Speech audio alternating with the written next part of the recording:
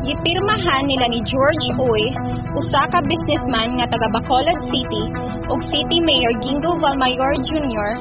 tali sa syudad sa San Carlos, ang deed of donation nga nagpamatuod sa paghatag og usa ka unit nga garbage compactor niadtong Setyembre 5, 2013 didto sa buhatan sa Mayor.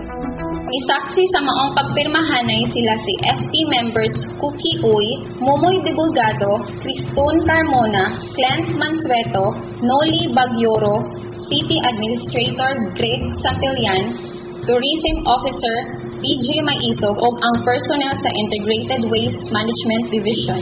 Ang maong garbage compactor usa ka fuso canter diin ang year model ni adtong 1991 ug may plaka nga RGN 968. Base sa resolusyon nga napanday sa Sangguniang Panglungsod number 13-169 ni adtong Hulyo 25 ning tuiga nga ang maong garbage compactor gamiton alang sa mga programa ug proyekto sa Integrated Waste Management Division nga nailhan kaniadto nga Solid Waste Management Office. Nakahanay sa maong deed of donation ang tumong ni Uy, kinsa voluntaryong nihatag sa maong sakyanan aron mapalambo ang basic services sa dakbayan.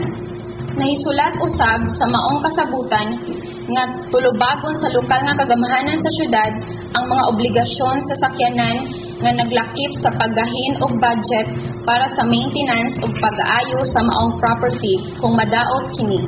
Nakadawat usab si Uy og Certificate of Appreciation gikan sa syudad sa San Carlos.